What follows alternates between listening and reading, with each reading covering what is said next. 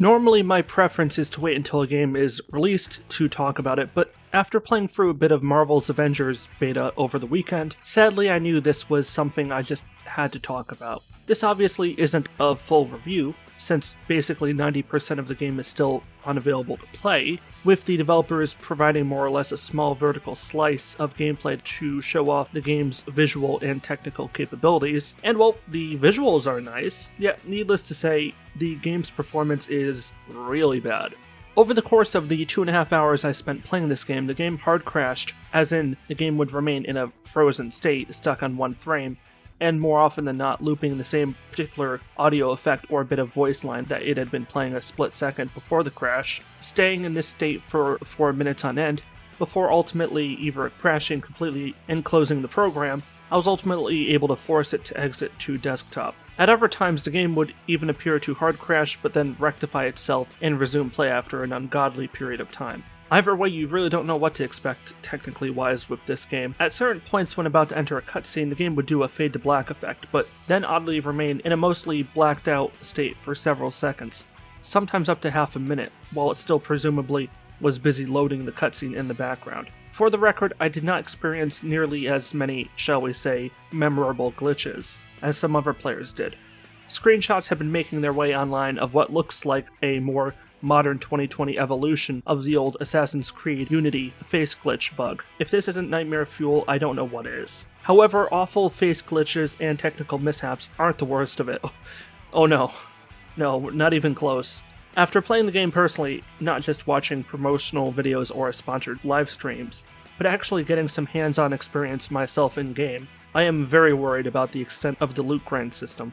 It's pretty well known by now that Avengers will be a third-person looter-shooter game, along the lines of Anthem or Destiny 2. That said, if you didn't know this by now, I don't blame you, since unless you've been watching the developers' monthly live streams, it may not have been something you've noticed, as it didn't really play a key part in the main promotional trailers or gameplay teasers shown online over the last few months. I do think they did maybe one trailer on the loot system on the game's official YouTube channel, but it wasn't exactly one of the trailers they were marketing much to the public. I'm not opposed to looter shooters. I've got a couple hundred hours in Destiny 2, counting both my time spent on the game when it was on the Battle.net launcher, and to a lesser degree when it was moved over to Steam. But looter shooters are a tricky genre to get right. You want to set up a system where players can grind to their heart's content to make their characters more powerful, while also style said character's playstyle somewhat to their liking. But what you don't want is to take it to the extreme and have the player feel constantly underpowered, facing enemies that have a distinct, overwhelming advantage over them. So far, Marvel's Avengers, just based on the evidence I've collected using the gameplay, seems to be leaning somewhat in the latter direction, which is definitely a bit disappointing. Considering you have at your disposal a highly curated, I'm looking at you here Sony, collection of Earth's mightiest heroes, you'd think that they wouldn't be so constantly on the verge of dying while battling nothing more than just a small crowd of robots. I was playing as the Hulk and was trying to break into an AIM facility, but a crowd of a few dozen robots tried attacking me. Now, to anyone who's seen any of the Avengers movies or grown up with any of the comics or cartoons or what have you, who do you think would win here? The Incredible Hulk, or about 24 generic human-sized robots who can either shoot or melee the Hulk? If your guess was the robots, you'd be 100% correct. Yes, the green behemoth that can almost hold his own in a one-on-one melee fight with Thanos somehow gets ripped apart by a small clump of nameless robot weaklings, aided and abetted by one long-range sniper. What makes this especially noticeable is how the combat system in Marvel's Avengers is not that dissimilar from that seen in the Batman Arkham games. The fluid, almost graceful approach of timing certain blows to pull off these great Slo-Mo finishers.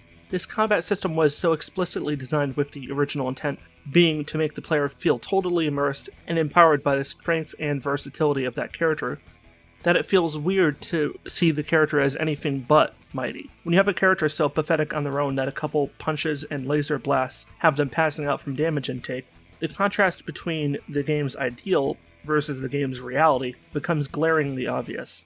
Between this and the over-commercialization of the game, with seemingly every major corporate company trying to become its newest sponsor, and in turn being granted their own corporate slice of exclusive in-game content, I have to genuinely wonder how good the game will actually be, compared with the promotional material, and by extension, how much, or rather how little, content the player base will actually have access to on day one, compared to how much they could have had access to if the game hadn't effectively been auctioned off to every sponsorship opportunity in existence. What really surprises me is that the company behind this game is Square Enix, who, out of all the major publishers, tends to be among the more reasonable and consumer-friendly companies out there, at least in comparison to other players like EA, Activision Blizzard, Ubisoft, etc.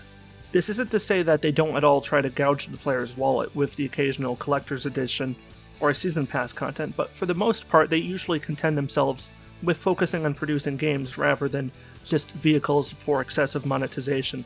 With that in mind, I do have to wonder whether Square Enix is now changing direction and getting more excessive like the other industry leaders, or whether this decision might have been left up to the developers themselves, and Square Enix just happily went along with their decision. To the best of my knowledge, we haven't had any insiders come forward with any evidence incriminating one party or the other, so I'm going to just embrace the true equality and lay blame on both parties equally, both Crystal Dynamics and Square Enix, until I hear anything to the contrary. Another point of concern I do want to bring up is the rumored full cast of characters expected to be included at some point in the game's lifespan. These include Ant-Man, Black Panther, Captain Marvel, Captain America, Doctor Strange, Falcon, Hawkeye, Hulk, Iron Man, Miss Marvel, Kate Bishop, Mockingbird, Quake, Scarlet Witch, She-Hulk, Thor, Vision, War Machine, Wasp, Black Widow, Winter Soldier. So we're looking at about 24 characters all in all, each of whom I believe Square Enix did confirm will be getting their own story missions, so we're probably looking at about an hour or two of content for each hero. Maybe more, I can't say definitively, but unless Square Enix plans to make this into a 100-hour long game, my guess is the number of hero missions per hero is probably going to be on the fairly slim side. Of all the above-mentioned heroes that mostly weren't included in the beta, I'm most looking forward to playing as Hawkeye and Scarlet Witch. Hawkeye because I'm a big fan of using a bow in-game. Actually, I'm also a big fan of using bows in real life too. I used to practice using a bow every week for about a decade, from when I was 8 to when I was about 18 or 19. And when I get a proper house or some such with a backyard, I'd love to get back into the hobby. Also, given the variety of custom arrows and melee attacks Hawkeye has been known to use, he'd make for a rather interesting mid and close range fighter. As for Scarlet Witch, her mix of telekinetic and magic-based abilities could be pretty interesting from both a visual standpoint and from a gameplay one. But those are just my top picks. I'm sure you guys have your own based on the list so far, and I'll be curious to hear them. I do hope that they have plans for more heroes beyond these if they plan on making this a long-term live service type of game. While I'm sure if this game succeeds, a sequel is almost definitely on the table, I doubt they'll plan on releasing that for at least another 4 or 5 years. So they'll need to have considered the possibility of having about 4 years worth of new hero content. If I had to guess, I would say Square Enix will follow a similar hero release schedule as games like Overwatch, maybe a bit more accelerated during the game's first year, so maybe between release day and May of next year we may get as many as 1 hero a month, with maybe year 2 of the game's lifespan being a little less crowded. It really depends on how many hero missions they plan to add per each new hero. Until the game actually releases, all I can do here is speculate, and while that's fun, I'll have to wait to speculate further. I really want this game to be good. As someone who's been a Marvel fan for over 20 years, I love the idea of playing as my favorite heroes. And also playing as heroes I really haven't had much opportunity to play as up till now, but we'll have to see. On a final note, I do find it funny that we seem to be kind of in a gaming trend right now, the whole once great superhero team falls apart only to rise again, aided by the next generation cliche. Part of me is a bit annoyed we're still relying on the plot of Pixar's The Incredibles, but hey, if Overwatch can do it to the tune of a few $1 billion over the course of its lifespan, why can't the Avengers? In fact, I think there was actually a Marvel direct-to-DVD movie that elaborated on this plot point quite well. I think it was like Young Avengers or Next Avengers, something like that, but I digress. I will definitely be reviewing Marvel's Avengers in full when it releases. I'm very eager to get my hands on that now more than ever, for a multitude of reasons, but prominent among them being the joy that comes from checking out something that you strongly suspect is going to be a complete and utter train wreck. I could be wrong, and in fact I'd be delighted to be proven wrong in this instance. Maybe it ends up being Game of the Year material, but I somehow doubt it. We're just going to have to give it a week or two and find out for ourselves. At any rate, that's where I'm going to call it quits for today. If you enjoyed this video or found it informative, consider clicking the like button and tell me what you think in the comments down below. I almost always respond to comments posted anywhere on this channel, so if you're trying to get my attention, that's probably your best way of doing so. I've gotten a lot of responses from people who comment seeming surprised that I actually take the time to answer their questions and talk to them.